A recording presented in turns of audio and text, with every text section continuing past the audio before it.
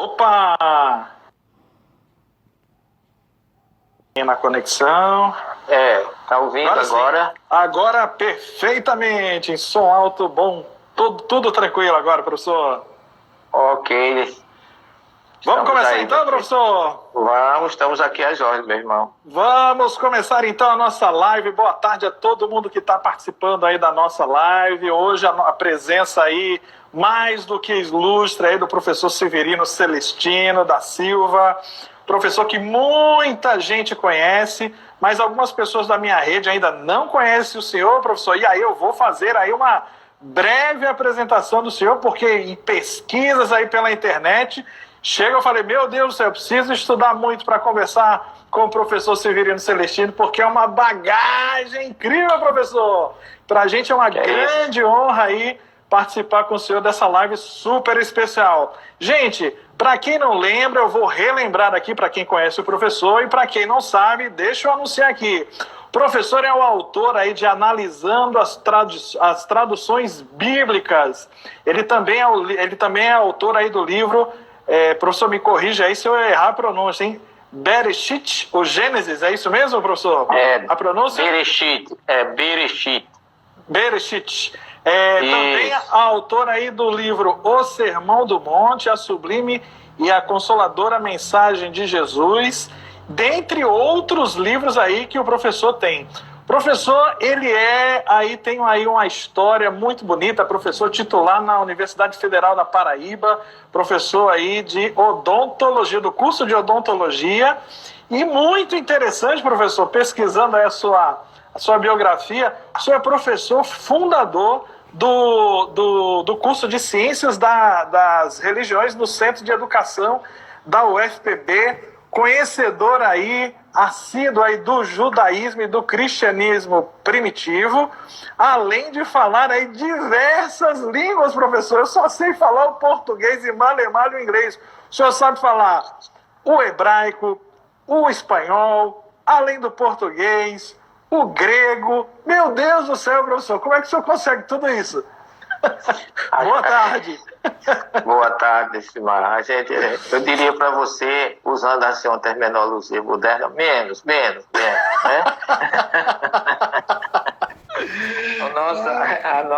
A nossa busca é exatamente baseada naquela grande frase do nosso mestre Jesus: conhecereis a verdade e a verdade vos libertará. João 8:32. Eu busco exatamente a verdade, porque só ela nos liberta. Ela é o caminho, que Jesus disse que também é o caminho, a verdade e a vida. E através desse conhecimento maravilhoso, a gente tem que utilizar tudo isso para buscá-lo. Porque se não tiver um objetivo maior que um reencontro com ele, de que vale? De que vale conhecer e não praticar, como ele tanto cobra da gente em Mateus 16, dizendo que virá e dará a cada um segundo suas obras, que nos aconselhou no Sermão do Monte, e a nossa luz deve brilhar para que as pessoas vejam as nossas boas obras. Então nós estamos aqui abertos para um diálogo dentro do tema proposto por você, com muita humildade, sem querer impor absolutamente nada. Aquilo que a gente traz aqui são os frutos das nossas humildes, porém sinceras, honestas pesquisas que fazemos diariamente para que possamos preencher os nossos corações e os corações daqueles que estão ao nosso lado, ao nosso redor, aquelas pessoas que conosco convivem no dia a dia. Muito bem, professor. Mandando aí um abraço aí para todo mundo que está participando aí da nossa live. Muita gente aí. Gente, olha só, a gente vai fazer um diálogo aqui com o professor, mas eu gostaria que vocês mandassem a pergunta de vocês, mandassem de onde vocês estão falando, qual bairro, se estiverem fora de João Pessoa, mandar qual a cidade que vocês estão falando, que vai ser aí um prazer aí transmitir essas perguntas aí para o professor. Hoje a nossa temática de hoje, da nossa live, proposta aí para o professor, é o desafio da comunhão no cristianismo pós-pandemia. Nesse momento a gente está vivendo uma situação inusitada, todo mundo está num recolhimento aí forçado, e aí uma das maneiras que a gente encontrou de fazer algo interessante para contribuir com todo mundo, fazer lives aí com pessoas de grande capacidade para nos ajudar a refletir nesses momentos. E aí nós propusemos ao professor trazer aí algumas reflexões, os desafios da comunhão no cristianismo nesse pós-pandemia. E aí eu já engato aqui, professor, a minha primeira pergunta. Professor, a comunhão é o sacramento aí central da vida cristã. Jesus criou a instituição da Eucaristia e num gesto muito bonito, ele nos pediu para repetir a comunhão em sua memória. Fazer memória de Jesus é fazer com que o pão e o vinho sejam aí repartidos por todos e todas. O que esse sabático que a humanidade está experimentando forçadamente pode nos ajudar na reflexão de se fazer essa comunhão, professor? Primeiramente, Nelson Maia, eu queria dizer da alegria de estar aqui com você, com seu pessoal, seus irmãos que vos seguem. E a felicidade de estar aqui também, já vi aqui nos nossos companheiros que estão conosco, a Wanda Lígia, a Márcia Valente, são duas irmãs queridas lá de São Paulo, que viajam muito. Graças a ela, eu já fiz aproximadamente 12 viagens a Israel. Aos nossos irmãos da minha querida, do local onde eu nasci, Goiti, que tem um familiar, Joel, e as famílias que estão nos sintonizados conosco, e demais, irmãos do Bom Samaritano, da nossa casa querida. Eu queria dizer a você que essa Páscoa que nós estamos vivendo agora, que foi uma Páscoa que esse domingo, ela foi, por assim dizer, uma Páscoa universal, porque Jesus é o verdadeiro mentor, o verdadeiro dirigente de todo esse processo, e ele sabe como realizar as coisas.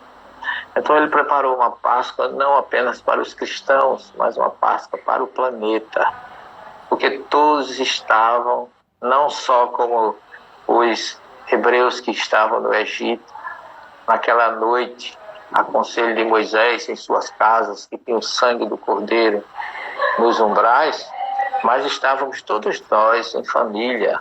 O planeta Terra, pela primeira vez, vive uma Páscoa em família, todos em suas casas, todos seguindo o conselho da união, porque a comunhão que você fala aí, comunhão é comum união, é união de todos. Então Jesus nos proporcionou uma Páscoa até hoje não vivida nesse mar, no planeta Terra, que foi esse final de semana, todos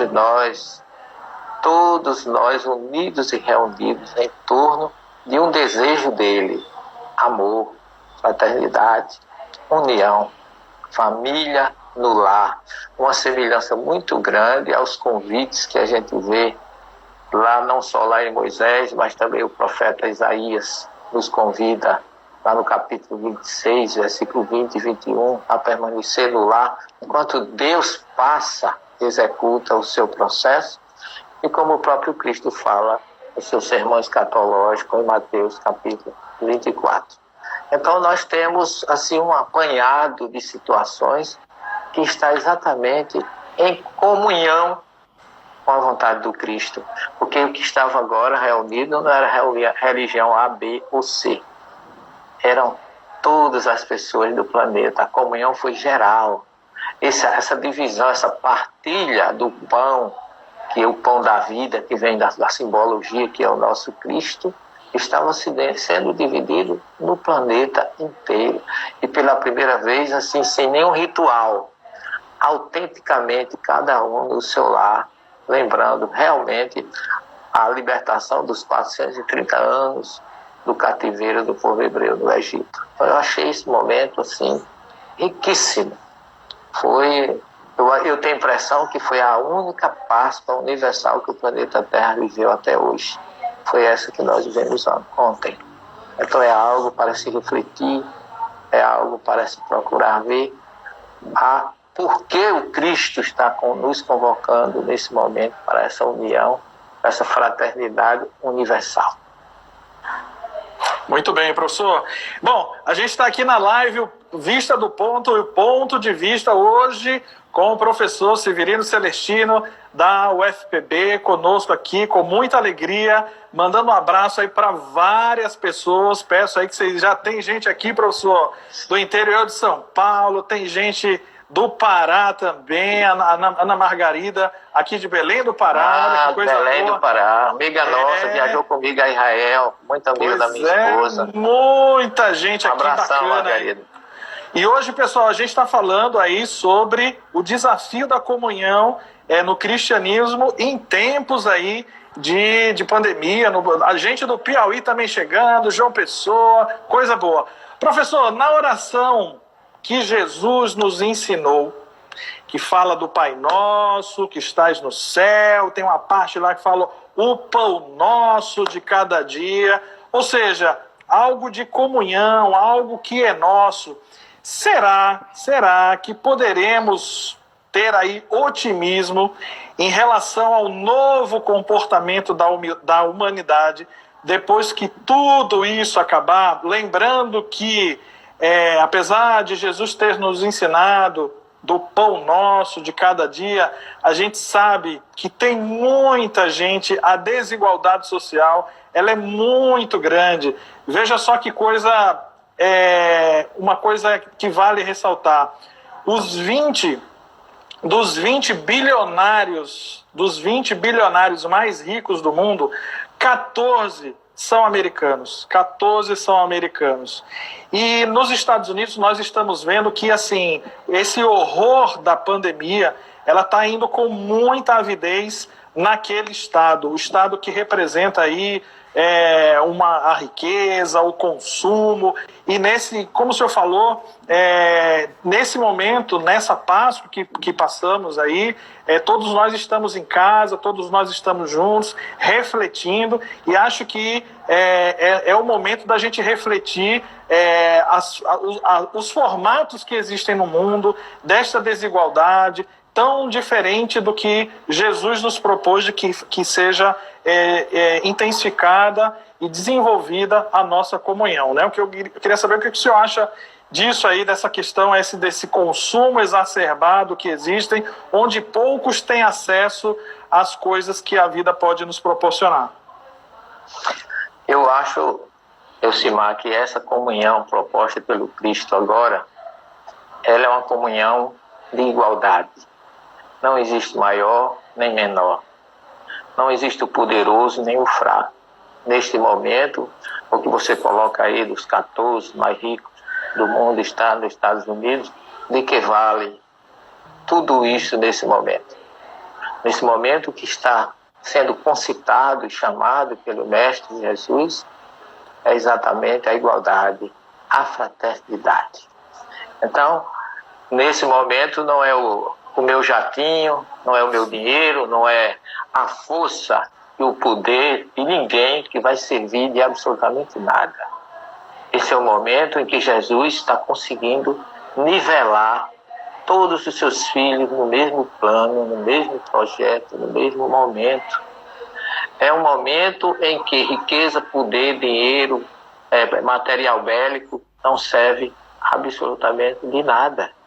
Nós estamos vivendo uma guerra, vamos dizer assim, se pudermos usar essa palavra, diferente, porque todos temíamos uma terceira guerra mundial. Graças a Deus ela não veio. Mas veio o chamado do Cristo de uma forma diferente. Muitos estão indo embora, mas ninguém sabe quem os levou.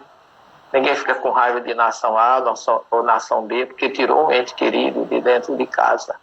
Então, é um momento de se pensar assim, o que Deus quer de mim?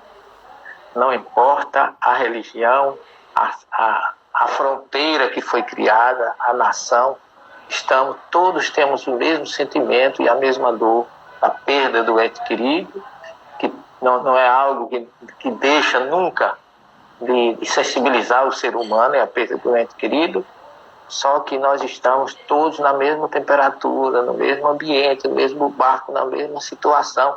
Nós temos que aproveitar isso, Neucimar, porque é um momento rico da nossa vida. É um momento que somos todos iguais, não tem o maior e não tem o menor. Nós temos aqui na nossa oração, nessa partilha do pão, como você falou, que Jesus fez simbolicamente, se dividindo por todos nós, por todo o planeta, ele está consubstanciando isso agora. É o momento de unirmos em oração por essa equipe de guerreiros fiéis que são os representantes da saúde, que estão à frente, dando a própria vida pela vida daqueles que estão, nesse momento, em dificuldade. Nada mais propício para uma reflexão profunda. Nós nunca mais, depois que passar esse processo, seremos iguais. Queiramos ou não queiramos. Porque Jesus prometeu tudo isso. Na história da humanidade tem havido seleções e mais seleções. Nós tivemos aí outras pestes, outras dificuldades com a colonização americana, com tanta notícia no planeta, mas nunca, veja como Deus é poderoso, como Cristo, seu representante, providenciou tudo de uma forma magnífica. Ele trouxe a tecnologia, ele trouxe a evolução, ele criou a ciência para nos dizer o caminho material a seguir. Representantes da saúde que estão à frente, dando a própria vida pela vida daqueles que estão, nesse momento, em dificuldade. Nada mais propício para uma reflexão profunda. Nós nunca mais, depois que passar esse processo, seremos iguais. Queiramos ou não queiramos. Porque Jesus prometeu tudo isso. Na história da humanidade tem havido seleções e mais seleções. Nós tivemos aí outras pestes, outras dificuldades com a colonização americana, com tanta notícia no planeta, mas nunca, veja como Deus é poderoso, como Cristo, seu representante, providenciou tudo de uma forma magnífica. Ele trouxe a tecnologia, ele trouxe a evolução, ele criou a ciência para nos dizer o caminho material a seguir para que ele possa passar, aí sim, por sobre todos nós e deixar a sua marca de amor, de solidariedade, de vitória no bem.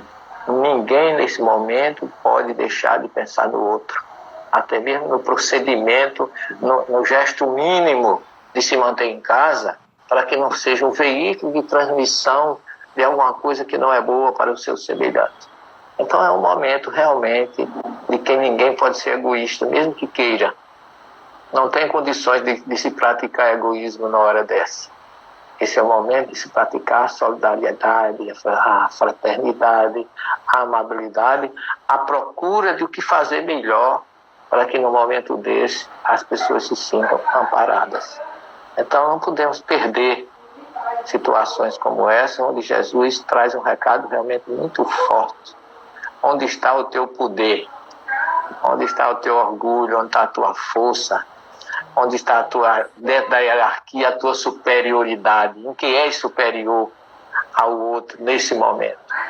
Então, imagine que nós estamos realmente vivendo um momento ímpar, único nesse planeta.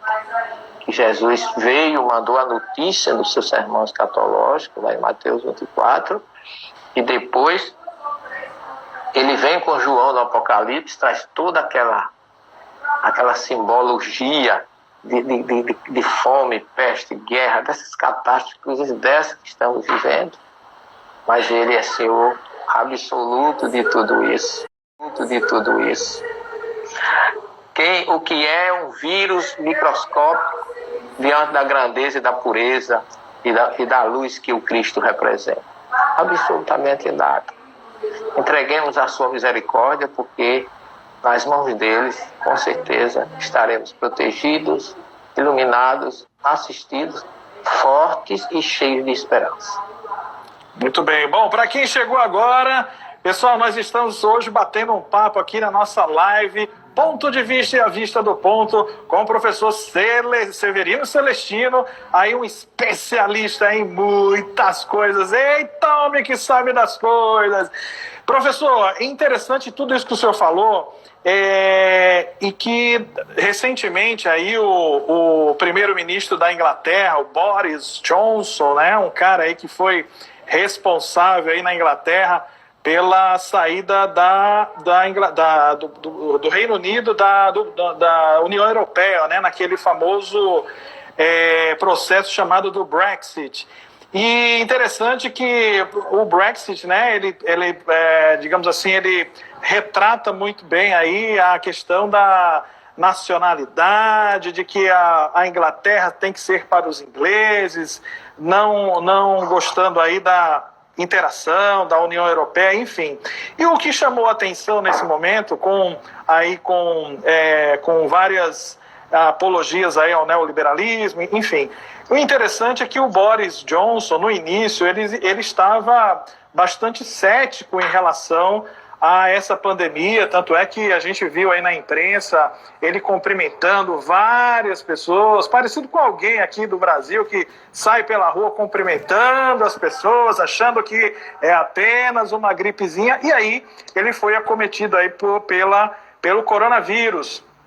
E essa semana, na semana passada, aliás, que foi, talvez acho que tenha sido no sábado, foi no domingo, ele deu uma declaração bastante emocionada, dizendo que, graças ao sistema público de saúde, ele teve aí sua vida salva, né? E, por incrível que pareça, ele agradeceu a dois, além da equipe médica, né, dos médicos, ele até nominou alguns, mas ele ressaltou o grande trabalho de dois enfermeiros, sendo um da Nova Zelândia e o outro de Portugal, dizendo que se não fosse eles acompanhando ali todo o processo, meio que 24 horas por dia, ele conseguiu se salvar. É uma coisa, assim, primeiro a posição dele antes da epidemia, da pandemia. Depois a posição dele pós-pandemia, sendo vítima disso tudo. E depois achei até interessante a humildade de reconhecer as pessoas que realmente ajudaram, que foram pessoas que não são da Inglaterra. Isso me chamou a atenção, professor. Isso é mais um exemplo de como Jesus trabalha com perfeição, meu caro Nelcimar. Vamos dizer assim, é a mão do Cristo agindo na petulância, na importância das pessoas. Esse homem hoje, outro já é uma pessoa diferente. Ele já saiu da sua situação de vida, porque quando a gente vê as pessoas com frio e a gente está agasalhado na nossa sala, a gente não sabe avaliar o que aquelas pessoas passam. É muito fácil emitir um parecer ou alguma coisa quando a gente não vivencia. Não é? Como você vai aconselhar alguém a viver bem ou a ter uma fraternidade, uma comunhão conjugal, se você nunca foi casado? Então, muitas vezes é preciso passar pela situação. Esse homem hoje não é mais o mesmo. Ele vivenciou, ele já saiu daquele ambiente agradecendo a pessoas que ele nunca pensou nem em existir, e muito menos ele considerou no momento de se desligar da questão europeia, né? De toda aquela situação política, como se a Inglaterra estivesse acima de qualquer suspeita. Mas eu me lembro aqui de um grande astronauta judeu, e ele foi numa missão espacial, chamava-se Ilan Ramon. Tem uma grande cratera no deserto do Negev, que lá tem o que chama Mitzpeh, que é um observatório que tem o nome dele. E uma coisa que eu achei interessante lá no observatório, eu visitar 2 anos atrás no deserto do Negev, foi ele dizer, aqui de cima, antes dele, ele sofreu um acidente, a nave dele explodiu e ele não desceu mais à terra. Mas ele disse uma frase que me marcou muito. Ele disse assim, daqui de cima a terra é bela, é linda, e daqui de onde estou não vejo fronteiras. Então, às vezes as pessoas precisam subir um pouco espiritualmente para ver que a igualdade é uma condição universal. Jesus tinha um grande sonho na vida dele. Ele passou por grandes dificuldades, mas ele diz assim lá em João 10, existem algumas ovelhas que não são deste rebanho, mas eu vou buscá-la e trarei para este aprisco, e no final haverá um só pastor e um só rebanho. Esse sonho de Jesus está consubstanciando.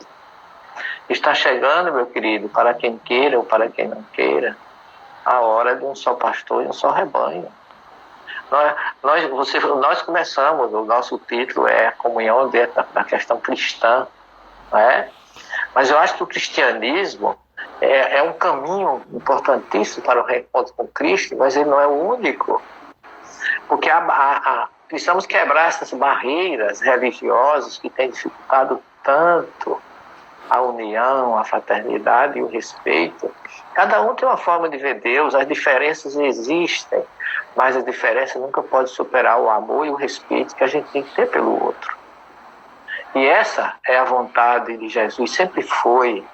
Quando ele desce em Jerusalém, que ele chega ali, que ele avista a porta de ouro por onde ele entrou triunfante, na festa dos tabernáculos, ele olha para Jerusalém, uma certa posição do Monte das Oliveiras, e chora. São lágrimas que nunca secaram para a humanidade, porque Jesus tinha um desejo, como nós todos temos, e eu particularmente tenho bastante esse desejo. Eu acho que eu tenho que amar você, o que crê, o que não crê, da mesma forma, porque é uma criatura de Deus. Algo que é produzido por Deus merece todo o nosso respeito, todo o nosso carinho, todo o nosso amor. Jesus chorou sobre Jerusalém, dizendo assim: Jerusalém, Jerusalém, que mata os... Quantas vezes eu quis unir os teus filhos como a galinha une os pintinhos debaixo das asas. Olha que sonho maravilhoso. E ele está conseguindo, não totalmente, mas nessa Páscoa, eu acho que foi a Páscoa que se comemora a passagem dele, que mais se uniu os pintinhos que geraram as suas lágrimas no Monte das Oliveiras. Então nós temos muito que refletir. O caminho, na verdade, meu irmão, é buscar Jesus. Porque nele está o caminho, a verdade e a vida. E a palavra caminho em hebraico, ela é uma palavra mais ampla. Se pronuncia derer. Derer não é apenas um local por onde você transita. O Deres é uma série, é um conjunto de conceitos doutrinários que leva a Deus. Então é uma coisa muito mais ampla e que a gente não pode simplesmente achar que o meu caminho é o único e aquele que não caminha pelo meu caminho está perdido. Como se Jesus fosse o Deus social que não pode ser encontrado em qualquer lugar. Mesmo os que não têm religião, muitas vezes o encontram mais rápido que nós que a possuímos. Então é preciso que a gente lições proveitosas desse momento, que não é fácil, é um momento que precisamos realmente nos desarmarmos, sobretudo na questão religiosa.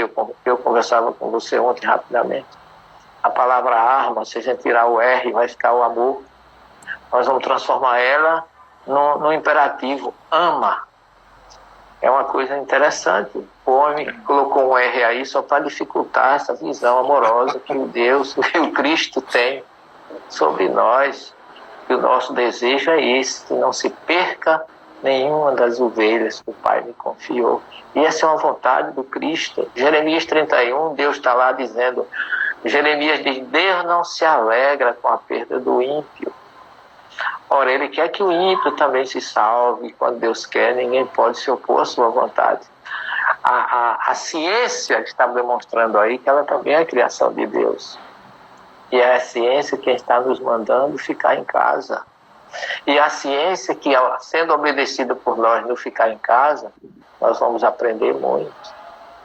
Eu estou há 33 dias dentro de casa, obedecendo a ciência, mas acho que cresci tanto, porque eu não estou isolado aqui. Eu me sinto, na verdade, muito assistido. Quando eu estou naqueles momentos mais reflexivos, eu fecho os olhos e volto para a terra do Cristo. E faço aquele passeio espiritual, como se for um desdobramento, e eu revivo todos aqueles caminhos por onde ele passou, e dali eu tiro o conforto, eu tiro a certeza, eu tiro a esperança, e eu tiro, sobretudo, a felicidade que está lá no capítulo 21 do Apocalipse, quando Jesus diz, haverá um novo céu, uma nova terra, e que Deus enxugará toda lágrima. Então eu não conheço promessa mais bela, informação mais adequada para esse momento. Ninguém se desespere. Estamos todos sob a proteção do Cristo. Estamos em casa porque Ele está nos pedindo. Não importa quem trouxe o recado. Importa que nós vivemos. Diga, querido. Ô professor, o senhor falou aí que o senhor faz as suas viagens aí pela mente e tal, e aí eu me remete aqui uma pergunta aqui do nosso grande amigo Josinaldo. Ele disse o seguinte: diante da pluralidade de expressão de fé cristã, como vivenciar uma relação de comunhão nesta realidade globalizada? Hoje o mundo, a Terra não é plana, como dizem os terraplanistas, né? Mas está todo mundo interconectado, é muita globalização hoje em dia. Como é que a gente vivencia essa relação de comunhão com os nossos irmãos nesse mundo de meu Deus aí, professor? Fazendo o que Jesus disse: eu sou a luz do mundo, busquemos a luz. Aonde você estiver, redondo, quadrado, comprido, estreito, largo, a luz, plano, redondo, né? Não importa. Na criação, no primeiro versículo do Gênesis, ali, quando Deus criou os céus e a terra, que a terra diz a Moisés que a terra vivia em roxa, que é trevas, e Deus combateu essas trevas enviando a luz. A luz e trevas não são dualistas. Onde tem luz não tem treva, onde tem treva não tem luz. Não existe um estágio de separação entre uma coisa e outra. E ele, como sendo luz do mundo, busquemos essa luz aonde estivermos, porque ele vai estar sempre pronto. Vinde a mim, todos vós que estáis cansados e oprimidos, que eu vos aliviarei. É interessante porque Jesus fez algumas solicitações e convite aos discípulos, diferentes dos que fez para o seu chamado universal. Porque quando ele convidava os discípulos, ele dizia: venha após mim, ou seja, siga-me, porém, aprendendo comigo o que é que você deve fazer. Não é apenas seguir Jesus de braços cruzados. A expressão aharei em mim venha depois de mim, quer dizer, venha observando o que eu faço, porque eu vou transformá-lo, porque o convite de Jesus para o discípulo venha depois de mim, quer dizer, venha observando o que eu faço, porque eu vou transformá-lo, porque o convite de Jesus para o discípulo foi para transformá-los. Mas quando ele faz um convite para nós, que é um convite mais amplo e mais universal, ele faz para todos. Ele não impôs condições. Para o discípulo tinha condições: renunciar à família, renunciar ao material, transformar-se naquele que estava voltado para o material a ser um ser espiritual, pescador de alma, como ele fala para os 4 primeiros convidados, Simão, André, Tiago e João. Mas para nós, o convite dele não foi um convite como foi feito para o discípulo. Não foi venha após mim. Aqueles que foram depois dele foram aprender com ele como fazer. Mas para nós, esse é o momento da gente escutar esse chamado de Jesus, que é a nossa luz, meu caro, meu Simar, é a luz inconfundível que pode ser encontrada em qualquer lugar. Voltai vossas faces, porque diz panai, pan em hebraico é face. Panai, voltar o rosto. Panai, a live. Volte a sua face para mim. Não importa onde você esteja, sozinho ou acompanhado, em família ou não família, porque no meio dessa reunião familiar tem muita gente só. Ou só não é? Muitos idosos assim da nossa classe de risco, grande maioria está só. Mas não se sinta só. Lembre-se do convite de Jesus: voltai suas faces para mim, porque eu vos aliviarei. A expressão hebraica que ele usa é teragá, eu vos acalmarei. Não importa o que você esteja passando neste momento. Você que nos escuta agora, confie nessa promessa de Jesus. Volte suas faces para ele, que você vai encontrar a sua luz, e a luz dele, ele se intitulou de o bom pastor. Eu sou o bom pastor. Eu cuido da minha ovelha. O pastor dá a vida pelas ovelhas, usa o seu bastão para brigar com o lobo, para defender o seu rebanho.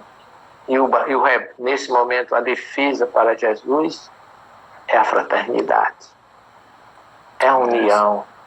No momento desse, meu querido, eu vejo que as barreiras, como viu o astronauta Ramon lá no alto, não podem existir. A dor do russo não é diferente da do italiano, nem do francês, nem do brasileiro.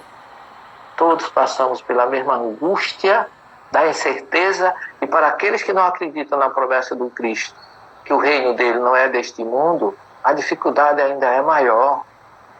Meu reino não é deste mundo. Eu não vos deixarei sós.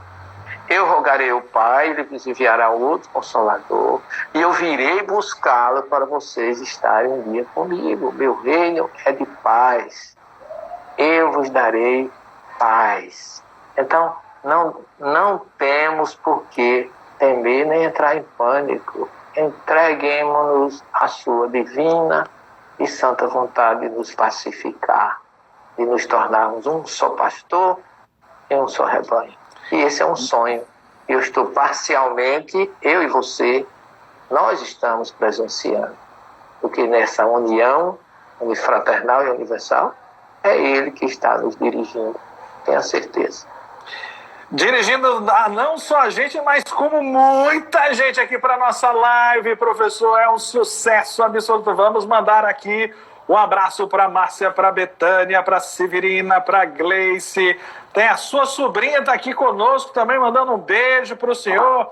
A Simone Crispim dizendo assim: esse é meu tio Celestino que ama muito.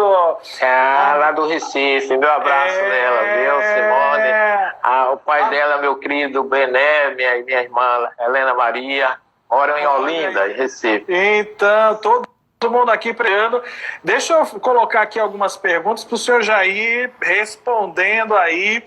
Tem a da Márcia, né, que ela tem falado o seguinte: tenho me fortalecido na fé, mas tem alguns dias mais difíceis que tememos pelo que está ocorrendo. Como podemos proceder neste dia? Outra perguntinha aqui, Daniele Biscuit, diretamente de Juazeiro da Bahia, da terra da Ivete Sangalo. Gostaria de saber qual a sua posição de ajuda sobre as pessoas que são ateus e ateias e que têm medo de um vírus, mas não temem a Deus. Tem também uma outra, só perguntou, né, professor? Vai pensando aí. Professor Severino, essa é a Márcia Machado Valente, ela pergunta o seguinte: professor, ela é mais ela. Severino, qual a consequência de politizar o vírus? Quem perde com isso, professor? Gente, são muitas perguntas, mas a gente tenta resumir numa palavra só, né?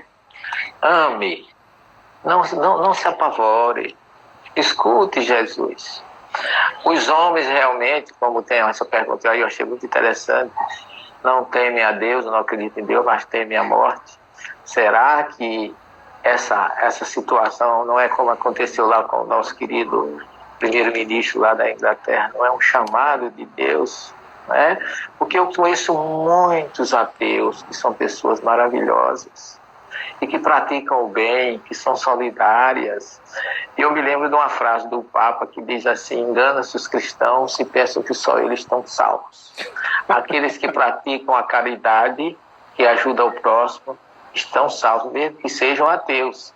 O que, na verdade, eu me lembro da parábola do filho obediente e desobediente, que o pai mandou ele trabalhar na vinha, ele disse: eu vou, meu pai, e não foi. E o outro disse não vou, foi. E Jesus pergunta: quem fez a vontade do pai? Então, na verdade, Jesus estava sendo muito sábio naquele momento. Isso aí é uma informação para aqueles que julgam os ateus como se estivessem perdidos, mas eles também são ovelhas do Cristo. E são pessoas excelentes, pessoas honradas, pessoas com moral, com ética, que seguem. Eu tive um amigo ateu que ele dizia assim, ele fazia o bem, ele, numa certa ocasião, o irmão dele bateu um carro e ficou levando os filhos para o colégio, para a faculdade de ônibus. E ele, esse ateu, meu amigo, ele é um professor, ele é uma pessoa muito bem vencida, tem uma casa imensa e muito dinheiro. Ele foi e comprou um carro, ele contando isso numa aula que ministrou para nós sobre psicologia social. Comprou um carro e deu para o irmão e disse assim: toma, irmão, para você levar meu sobrinho na escola. E aí ele faz um comentário na minha frente, né?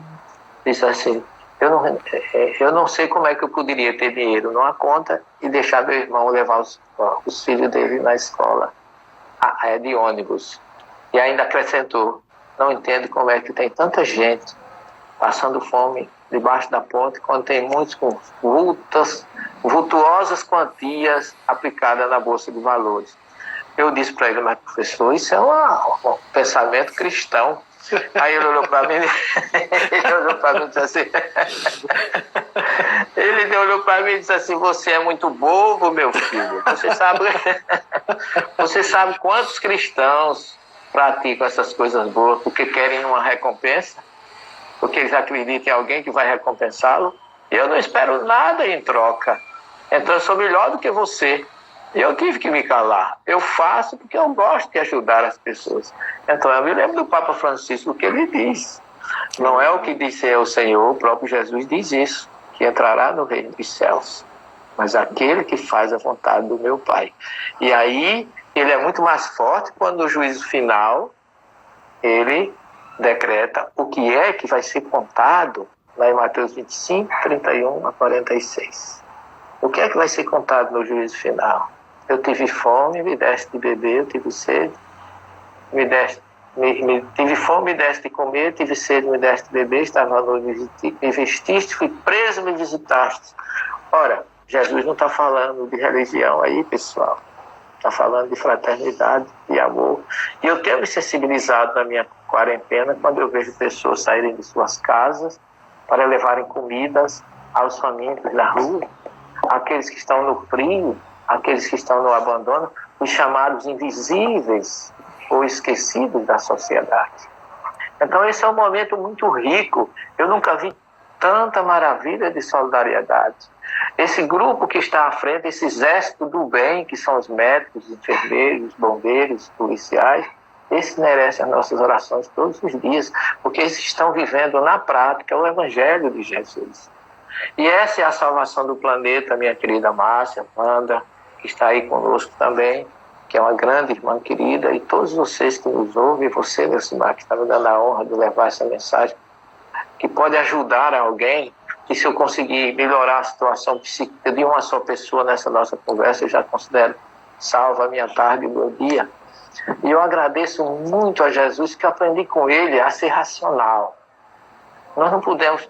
Jesus diz: aquele que põe a mão arada e olha para trás não é digno de ser chamado filho de Deus. Seja o vosso falar, sim, sim, não, não. Ele diz no Apocalipse, à igreja do Laodiceia, que eles têm que ser quente ou frio, não pode ser morno. O cristão não pode estar em cima do muro. E aí que entra a questão política, Marcinha, como você coloca. O momento é para se pensar no outro com igualdade, com sinceridade, sem esperar, como dizia o meu amigo ateu lá de Recife, alguma coisa em troca. Amar por amar. Jesus fez o que fez, recebeu de Deus, como ele diz lá em João 17,5, quando ele presta contas de tudo que ele plantou nesse planeta. Pai, chegou a minha hora, honra teu filho, com a honra que eu tinha quando eu me encontrava contigo antes da criação dos céus e da terra. Antes desse planeta ser criado, Jesus já se encontrava com Deus, recebendo com muita honra e muita alegria e amor a responsabilidade de cuidar de todos nós. E ele não perguntou a Deus quanto ia ganhar por isso. Ele fez por um grande, infinito amor.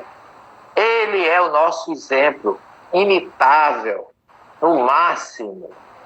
Amai-vos uns aos outros, como eu vos amei. Esse foi o preço que ele cobrou por dar a própria vida para a humanidade entender que ele não veio aqui brincar. Ele veio deixar algo tão forte que mesmo com a morte, ele não deixou, não feneceu, ele não desanimou em nenhum momento.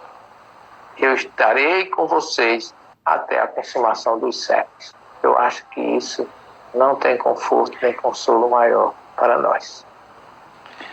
Muito bem, pessoal, estamos aí nessa live de hoje, por dentro da boa informação.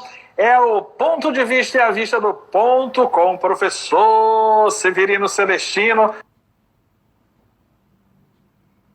Bem, pessoal, estamos aí nessa live de hoje, por dentro da boa informação. É o Ponto de Vista e a Vista do Ponto com o professor Severino Celestino. As ordens aqui, perguntas. Eu vou tentar aqui ver se eu faço mais 2 perguntinhas para o senhor, que o tempo passa muito rápido. Vamos lá. O Josinaldo nos provoca aqui, quer dizer, provoca a mim não, aqui eu só estou de tagarela. O senhor é que o rei. Quem sabe das coisas aqui é o senhor. Josinaldo é nosso amigo. Nosso amigo, ele é uma figuraça. Ele disse o seguinte: que tipo de comunhão podemos construir hoje numa realidade de poder, de intolerância, de absolutismo, de fé? Outra pergunta aqui, deixa eu emendar logo, que aí o senhor já responde outras perguntas aí. Do Julian, ele diz o seguinte: professor, como a doutrina espírita interpreta o fenômeno do anjo da morte que mataria os primogênitos? E quem era o faraó da época, Ramsés II? Eu acho que essa aí dava uma outra live, né, professor? Só essa pergunta aí do Juliano já era uma outra live. Deixa eu ver aqui se tem mais uma aqui. Tá dizendo aqui, o pessoal mandando aqui, dizendo que a Cristina Marinho, dizendo que bom assistir mais uma boa explicação do Evangelho. Quietinhos em casa por conta da necessidade. A Virgínia também manda aí um abraço. A Isabel Montarroios também manda um abraço para o senhor. Enfim, professor, fala aí vamos tentar responder essa do Josinaldo e depois o senhor coloca aí o anjo aí na parada aí. Na verdade, Josinaldo, esse é o momento da seleção. Jesus fala lá, relembrando Daniel 9, 27, no tempo da tribulação. Ali Daniel se referia ao templo, mas Jesus falou que quando chegasse a tribulação, na verdade nós estamos vivendo uma tribulação, porque ele fala de fome, peste, guerra, ele fala de vários, né? Isaías recomenda, primeiro o anjo da morte recomenda que fique o povo hebreu em casa. Aí eu já vou juntar as perguntas e vou responder as 2 numa só. E aí Isaías fala no capítulo 26 que a gente também tem que ficar em casa. Versículo 20 e 21. Ele fala, entra no teu quarto e fecha a tua porta e espera, a semelhança lá do Êxodo 12, com o anjo da morte, espera Deus passar, fazer a seleção. Quando Jesus fala em Mateus 24, ele diz que quem estiver na Judéia não vá para as montanhas, quem estiver na montanha não venha para a cidade, quem estiver na cidade não vá para o campo, o que acaba sendo uma quarentena metafórica nessa informação de Jesus. Então todos nós, Josinaldo, estamos recebendo o convite para presenciar o anjo, que aí na visão da doutrina espírita, esse anjo da morte simboliza a seleção aos eleitos, que está lá. Se você ler o Apocalipse 8, você vai encontrar ali que 1/3 da humanidade, segundo Jesus, vai ser dizimada no momento da tribulação. Então, quando passa a seleção, Josinaldo, aqueles que comungarem com o Evangelho permanecerão.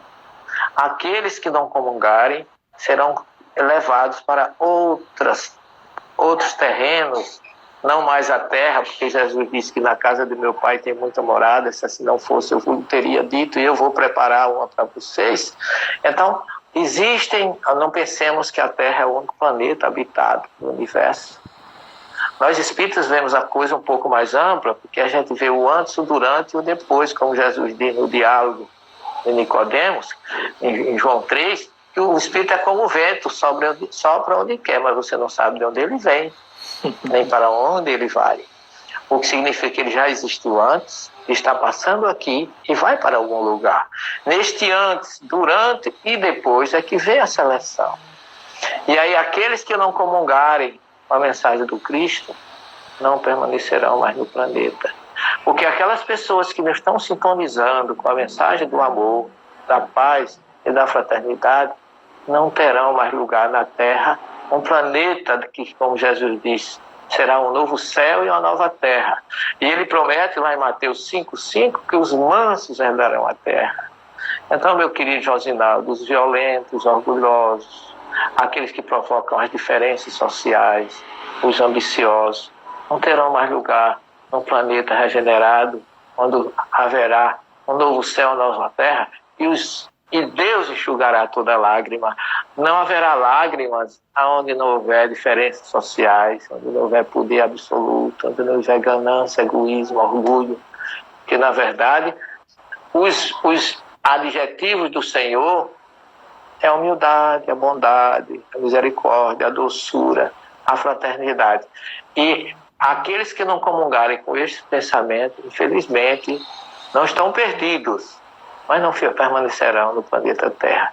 É assim que eu vejo, é assim que eu junto, e é assim que eu entendo a bondade e a misericórdia daquele homem que disse: eu vim para que todos tenham vidas e que todos tenham vidas plenamente. Muito bem, professor. A gente está chegando no finalzinho da nossa live, ainda temos aí mais 5 minutinhos. Eu queria fazer uma última pergunta aqui. São várias perguntas que nós temos aqui. Aproveitar para convidar o pessoal para me acompanhar no Instagram aí. Toda segunda, quarta e sexta a gente tenta fazer uma live às 4 horas da tarde. Na próxima quarta-feira a gente vai fazer uma live sobre comunicação em tempos de pandemia. Vamos trazer aqui o Roberval Borba, aí é um radialista aí interessante, que a gente tem uma amizade bacana, e vamos discutir um pouquinho sobre comunicação na próxima quarta-feira, às 4 horas da tarde. Professor, a minha última pergunta seria o seguinte: o vírus, o Covid-19, ele expôs aí as fragilidades de um tipo de civilização que a gente está vendo da forma que é. Exaltação à igreja dos mercados, o culto ao Deus dinheiro. Isso tudo o vírus tá colocando aí, está vomitando aí para a humanidade ver que isso aí não tem fundamento. Com esse tipo de visão aí, o que a gente pode esperar aí para o futuro? E o que o senhor acha que sairemos mais fortalecidos? O mundo vai ficar diferente, professor, depois que tudo isso acabar? Eu tenho 99% de certeza que sim.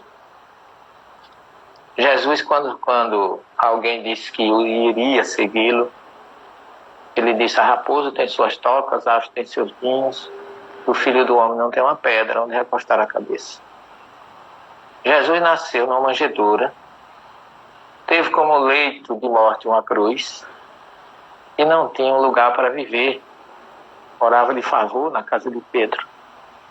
Foi o homem mais rico espiritualmente que se conhece, mas de material ele não tinha nada. Então ninguém pode segui-lo baseado em valores materiais. Este é um momento de se pensar sobre isso. Onde está o dinheiro e a riqueza que não serve de nada nesse momento? Para onde a humanidade que está viajando, porque esses que estão indo embora também estão deixando para nós um exemplo. Eles também estão a serviço do Cristo e não estão desamparados. Eles estão indo agora para o verdadeiro reino do Senhor. Nós, espíritos, entendemos a reencarnação, a imortalidade da alma, que isso é bíblico também, e isso vai nos fortalecer cada vez mais. Morrer não é o fim. Morrer é apenas uma passagem. Se não fosse assim, Jesus, o grande poder que tinha, não teria morrido tão jovem e da forma que morreu. E, na verdade, aquilo foi uma passagem natural, porque a morte existe, mas os mortos não. Ele está vivíssimo do outro lado, reinando no reino, como ele bem se preparou para todos nós. Então, eu volto a dizer a você, não existe mais tempo para o Deus Mamon. E Jesus disse: não se pode servir a Deus e a Mamon. Esse é o momento da gente procurar seguir a Deus. Oremos por aqueles que não entenderam e nem entendem a mensagem de Jesus nesse sentido, de escolher o espiritual em detrimento do material. Eu não estou pregando aqui indiferença a valores materiais, porque quando a gente está no mundo, a gente tem que ser compatível com o mundo que vivemos. Por isso que Jesus não condenou o rico, ele condenou aqueles que punham a esperança no dinheiro. Ele fala isso bem claramente. Não, aquele, quando ele diz que não é mais fácil para um camelo passar no fundo da agulha do que um rico entrar no reino dos céus, é aquele rico, aquele homem que tem poderes e vive em torno dele, escravo dele. Mas o dinheiro pode ser muito útil para dar emprego às famílias. Os grandes empresários do Brasil são exemplos disso. Então eles estão a serviço dos outros. Quando você pega o que você tem, que lhe sobra, para ser útil ao outro, você está aplicando com racionalidade o seu dinheiro. Então, esse eu vejo, meu querido Neucimar, já agradecendo pela oportunidade, que a gente tem que escutar o que Jesus dizia. Não se pode servir a Deus e a mamão. Procure servir o espiritual, porque mamão passa, mas nós somos imortais, porque o espírito sobrevive à vida física. Está lá no Gênesis, está lá no Eclesiastes capítulo 12, que Salomão diz que quando o cordão de prata se romper, o corpo vai à terra e o espírito vai a Deus. A centelha que Deus colocou em nós no Gênesis 2,7, soprando o Nishimat Raim, como Moisés coloca lá, é a centelha espiritual que persiste, continua existindo ao final da vida física. Então nós somos duas partes distintas. A espiritual que sintoniza com o Cristo, e é essa que tem que ser vivenciada e potencializada no nosso íntimo. E o material que seja sempre ele o nosso escravo. E nós nunca deveremos ser escravos do dinheiro.